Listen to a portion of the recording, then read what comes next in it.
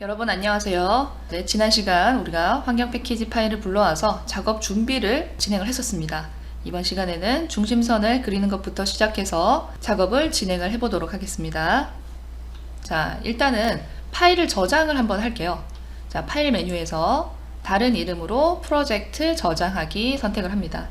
아치라인의 파일을 프로젝트 파일이라고 말을 합니다. 자, 저장할 항목, 목록들이 나타나는데요.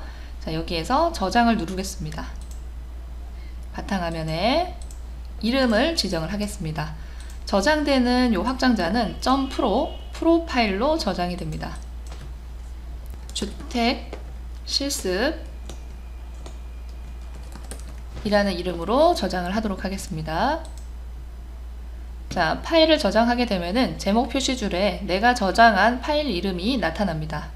확인하시고요. 이제 작업을 하시다가 어느 정도 작업이 진행되었다 하면은 저장 버튼을 누르거나 파일에서 프로젝트 저장하기를 눌러서 중간중간 작업 파일을 저장을 해주시기 바랍니다.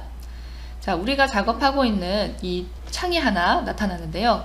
이 작업 화면에서 자, 줌인 줌아웃을 하게 되면은 화면이 줌인 줌아웃 확대 축소가 되고요. 지금은 축소하거나 확대할 객체가 없기 때문에 아무것도 나타나진 않지만 이 원점을 찾으시기 바랍니다. 그리고 마우스 휠을 꾹 누른 상태에서 드래그 하면은 화면 이동, 패닝이 진행이 됩니다. 마우스 휠을 꾹 누른 상태에서 드래그 해주세요. 자, 이렇게 화면 이동 해주시면 되고, 우리가 사용할 도구는 선입니다. 자, 상단 메뉴에 드래프팅 메뉴를 누르시면은 2D에 관련된 도구들이 모두 나타납니다. 자, 드래프팅에서 선 도구를 사용을 할 건데요. 자, 명령의 하위에 이렇게 조그만 삼각형 콤보 버튼이 있는 것은 내려보면은 하위에 어떤 명령이 추가적으로 존재하는 그런 명령들입니다. 자, 선에서 첫 번째 있는 선을 선택하겠습니다. 자, 그러면은 마우스 커서가 연필 같은 모양으로 나타나는데요. 시작점을 찍을 대기 상태의 마우스 커서입니다. 자, 0,0 이 원점 좌표를 찍으려고 하는데 0,0을 입력을 하기 전에 우리는 좌표계를 먼저 확인을 해야 됩니다. 자, 화면 하단에 보시면은 자, 이 부분 지구본 모양으로 나타나는데요. 이렇게 지구본 모양의 아이콘이 나타났을 때 절대 좌표계가 작동이 됩니다. 절대 좌표계는 요 원점, 이 원점의 원점 지시자의 0,0을 기준으로 하는 좌표계라고 볼 수가 있습니다. 자, 이 좌표계를 누르면은 R하고 아이콘 모양이 바뀌는데요. 이런 아이콘 모양은 상대 좌표계가 작동하고 있다는 얘기입니다. 필요에 따라서 상대 좌표계를 전환해서 사용을 할 수가 있겠죠. 우리는 원점을 찍을 예정이기 때문에 이렇게 지구본 모양의 절대 좌표계로 변경을 하신 후에 좌표를 입력을 합니다. 0, 0, 엔터. 자, 그러면은 이 원점이 시작점으로 지정된 것을 볼 수가 있습니다. 자, 명령을 종료하기 위해서는 ESC 누르시면 종료가 되고요. 자, 다시 라인에서 0,0을 입력을 하기 위해서 0, 콤마를 입력을 해도 되지만 사이뛰게 똑같습니다. 그리고 0, 엔터 해도 동일하게 좌표가 입력되는 것을 볼 수가 있습니다. 자, 0,0에서 선의 진행 방향을 수평 방향으로 놓습니다. 그리고 길이를 입력을 하겠습니다. 16,000을 입력을 하겠습니다. 16 빵빵빵. 자, 엔터. 자, 그러면은 이 선이 화면 밖으로 벗어났는데요. 좀 줌아웃을 해서 선 끝이 보이도록 이렇게 화면을 정리를 해줍니다. 자, 그리고 명령은 이어서 연속적으로 진행이 되기 때문에 아직도 선 명령이 진행되는 것을 볼 수가 있습니다. 명령을 종료하기 위해서는 오른쪽 마우스 버튼 클릭합니다. 자, 그런데 자, 커서 모양이 아직도 십자 모양입니다. 명령이 종료가 되지 않았다는 뜻이고요.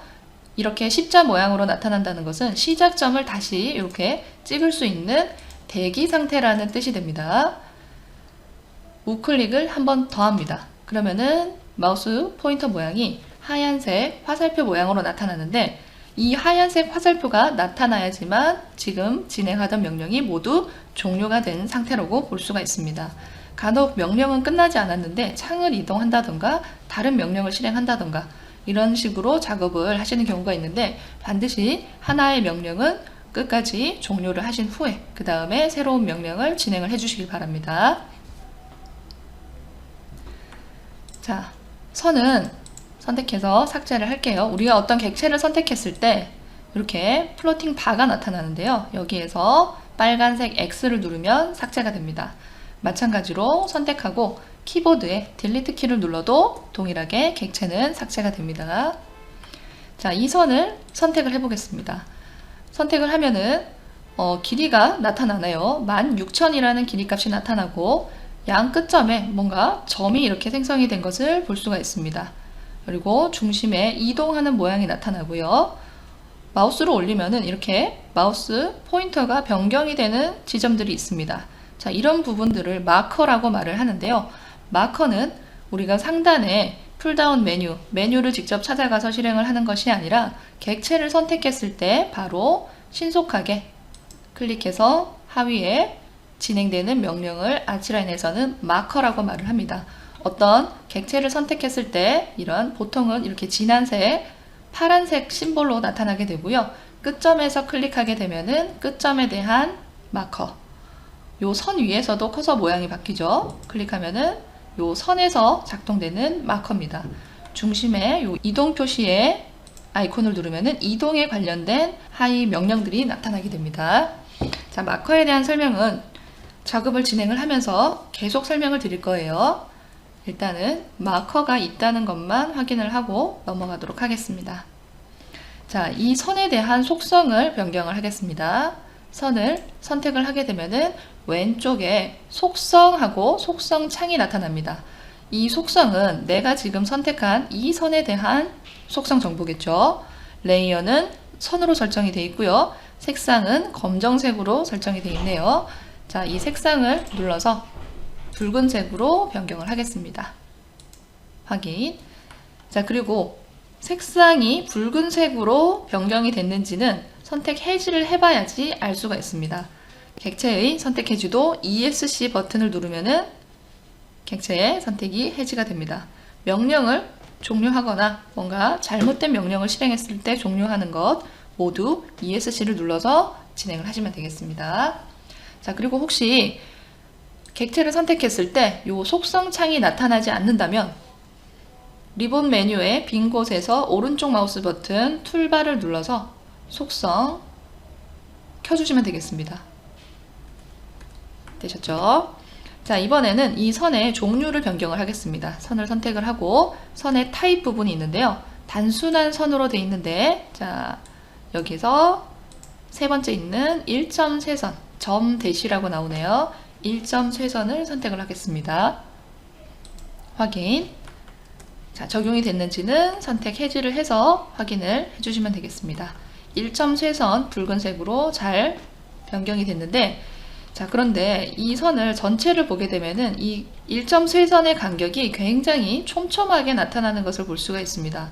자, 그 이유는 이 미리 보기 화면, 지금 우리 작업 중인 화면은 축척이 지정이 되어 있는데 상단에 자, 보기 조절 바라고 있습니다. 보기 조절 바. 자, 요 한 줄이 보기 조절 바인데요. 이 보기 조절 바에서 선 종류 축척이 이렇게 선택돼서 나타납니다. 기본적으로는 1대 20의 축척 값이 기본값으로 설정이 되어 있습니다. 자, 이 축척을 1대 100으로 변경을 하겠습니다.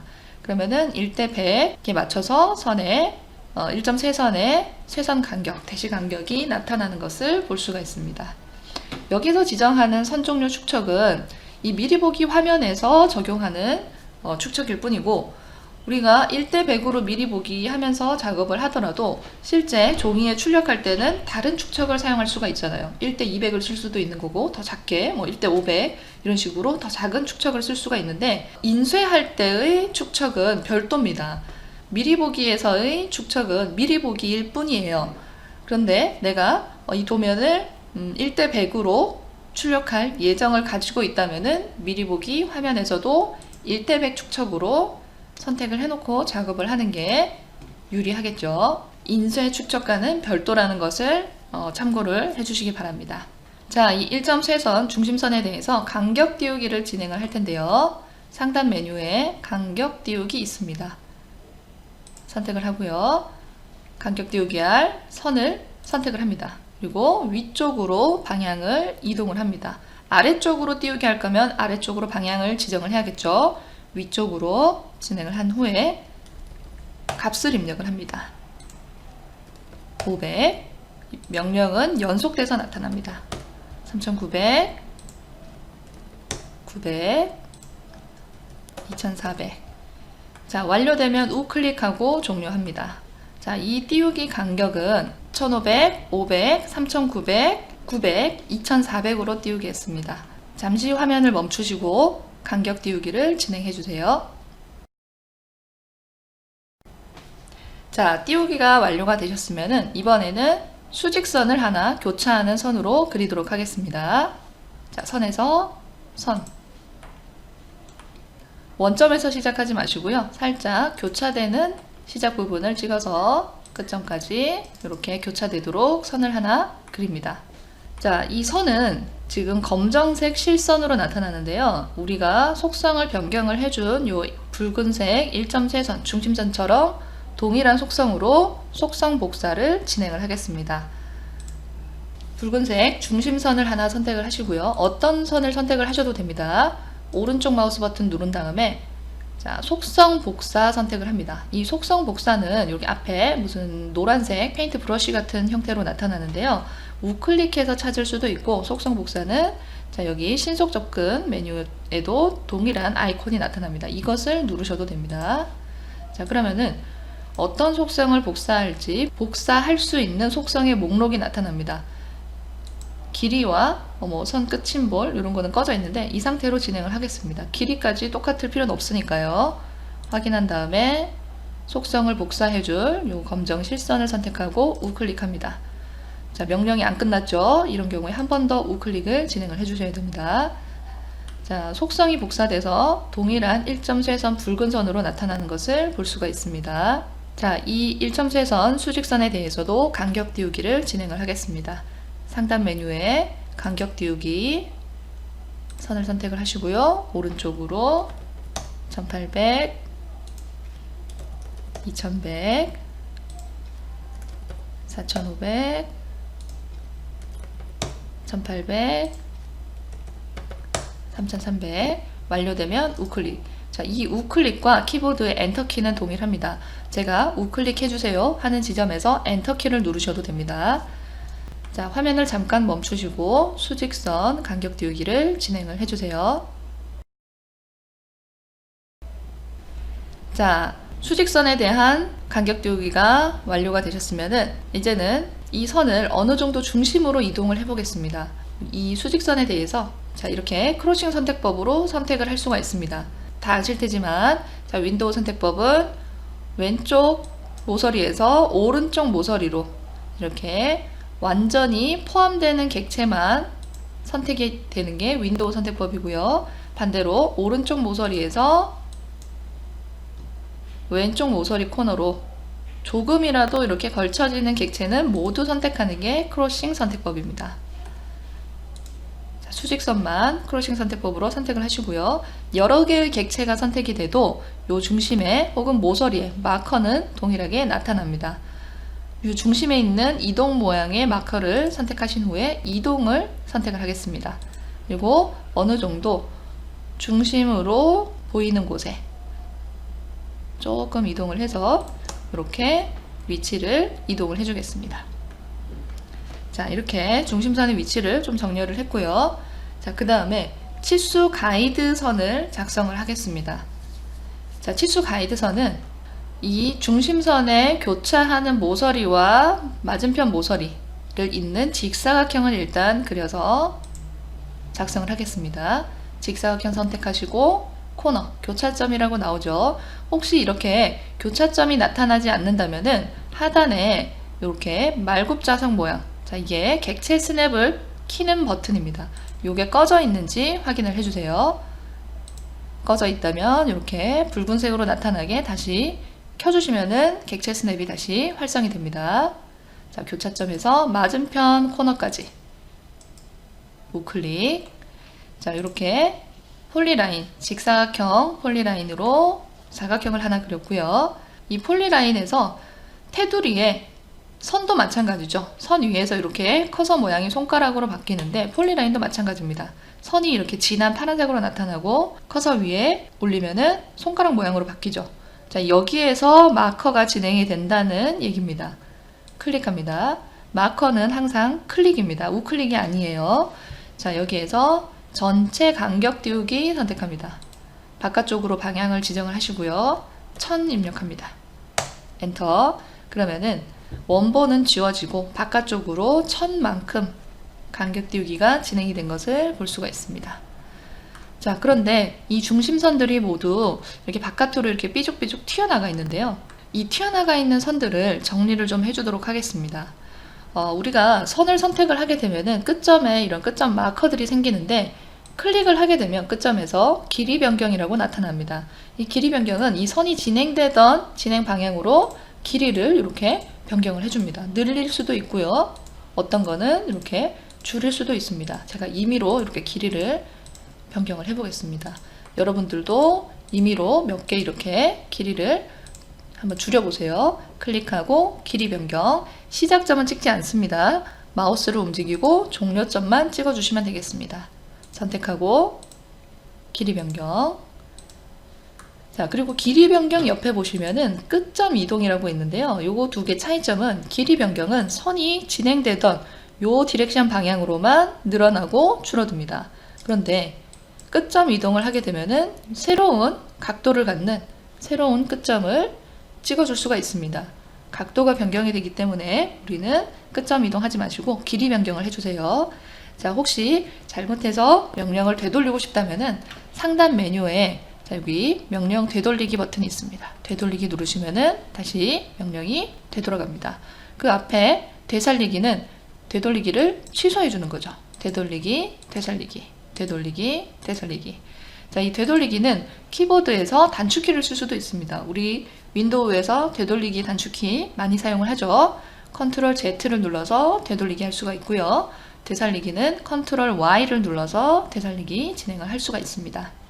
그 다음에 이 선들을 요 직사각형, 우리가 치수 가이드를 위해서 그려놓은 직사각형 기준으로 정리를 해주겠습니다. 자, 이번에는 편집 메뉴로 이동을 합니다. 자, 편집 메뉴에서 바로 밑에 있네요. 트림 선택하시고요. 기준으로 자르기 선택합니다. 기준으로 자르기. 자, 그럼 기준이 선택이 돼야겠죠. 기준은 요 직사각형입니다. 요 직사각형에 선을 선택을 하는데요. 이 선을 선택을 할 때 이 선택하는 네모 커서가 안쪽에 가깝게 선택이 되도록 클릭을 해주세요. 바깥쪽 이렇게 클릭하지 마시고 살짝 안쪽에 가깝게 클릭을 해주시면 자, 화살표가 사방에 생기는데 요 안쪽 방향으로 화살표가 생성이 됩니다. 혹시라도 방향이 잘못 선택이 됐다면 반대쪽으로 이렇게 화살표가 돌아갈 수도 있어요. 만약에 그런 경우라면 자, 플로팅 요 옵션 바가 하나 뜨는데요. 여기에서 반대로 누르게 되면은 요 화살표 방향이 반대로 변경이 됩니다. 다시 반대로 누르면 요 방향으로 변경이 되죠. 지금처럼 안쪽 방향으로 화살표가 있도록 해주신 다음에 곧바로 모든 중심선을 긁어서 선택을 합니다. 코너에서 코너까지 넓게 긁어서 선택을 해주세요. 완료되면 우클릭, 한 번 더 우클릭해서 명령을 종료를 합니다. 그러면은 선의 끝점이 이 기준, 치수 가이드, 요 직사각형에 의해서 모두 짧은 것은 연장이 되고 튀어나간 것은 잘라주는 이런 식으로 편집이 가능해집니다. 자, 여기까지 따라하시느라 수고 많으셨습니다. 다음 시간에 이어서 중심선을 편집을 하고 치수 가이드를 또 편집을 하는 과정을 이어서 진행하겠습니다. 감사합니다.